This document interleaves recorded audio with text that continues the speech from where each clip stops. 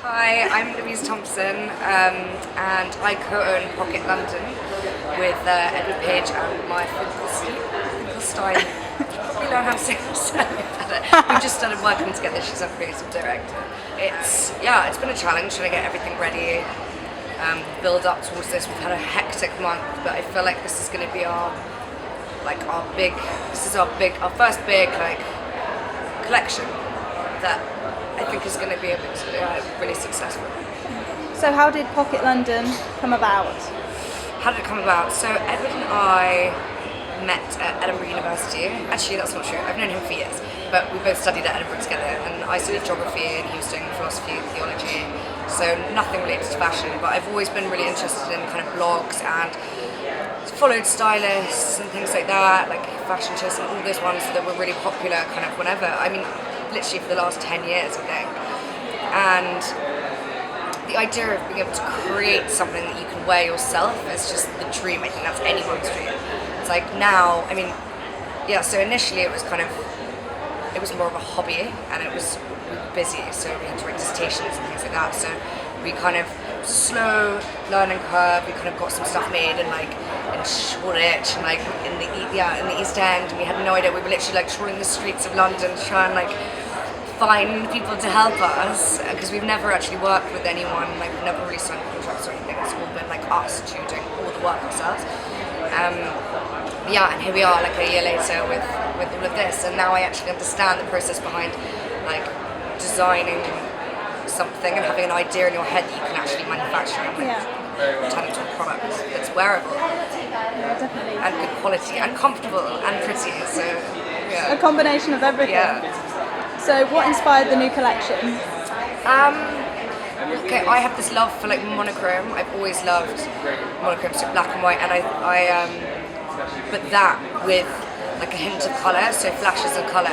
I'm also really keen on the colour yellow, and I've loved yellow for a bit. I think I like to think that I look good in yellow. So we've got some plain black and white print, and then some with kind of yellow and blue and some bright colours, which I think go really well together. And prints are just something that I've wanted to do for a while, ever since Peter Pilotto and Mary Cracksnap became really big. With their kind of kaleidoscope prints, it's something that I've wanted to kind of emulate and that I've wanted to wear, and it's just a much more affordable version of something like that. But also, what I like about it is that it's our stuff is asymmetrical, so it's all hand-drawn illustration. So it's not just a kind of pretty pattern or colours that have been reflected using the kaleidoscope. Lots of times, it's actually very specific images, taken from beautiful drawings, and then you can move around and choose different parts of the drawings to clothes. So, do you have a favourite piece of the collection? This is a hard one. It is a hard one.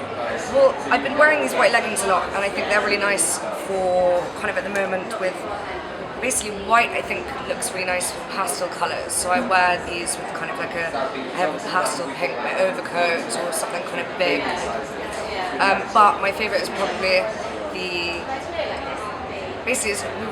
all of the names are named after us, the print. So mine is the black and white one. It's called Lulu, which is actually spelled Lew. And I love the print of that in the matching jacket and trousers. Yeah. I think that's quite a strong look to wear that together. I think matching pieces are really coming back into fashion, just going big and bold. Statement. And what do you think you'll be doing by the end of the year? Yeah, I mean, it's a good question. What is it now? It's February. Kind of my life changes so much so quickly, and I'm quite fast paced, so I can't believe it's already February. What would we be doing? I mean, I'd love just to be in stores internationally. I guess we'll be designing stuff just constantly, really, trying to keep up with trends and things. But I'd love to travel a lot more, and I'd love to visit trade shows in Shanghai and also around Europe and everywhere, which is cool. And also I'll probably still be filming because I do some TV stuff as well.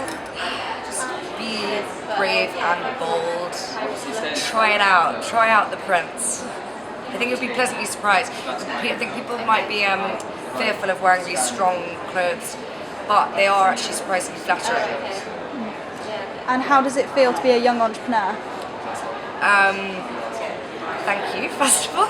Well, you're young and you're an entrepreneur. It's awesome. It's cool. I never imagined that this is what I would be doing. And that's also where I like to think that I'm quite a spontaneous person. Like, I always like to take up opportunities that I'm offered. And you know, when I was back studying, I probably was going to end up being a banker in the city. So that was just the route that my life was going to kind of follow. And I couldn't think of anything worse than doing that. And this is literally where my heart lies, and this is the dream. So I'm pretty lucky. Like, obviously, I get the label of being a young entrepreneur, and you have to work hard at it. But also, it's like doing what I love. So I'm winning, basically, by working on this. And what's the biggest challenge that you've overcome? What's the biggest challenge? We've been really lucky, I think. As in, we've had some like failures, and you do like learn by doing, and then it's kind of all part of the experience. I think you've got to be careful who you trust. That is one of the main things. What else? I mean, it's been like really successful. Like, there have been like little things, and just like having to work hard and like meeting deadlines and stuff can be really hard, and just communication is key.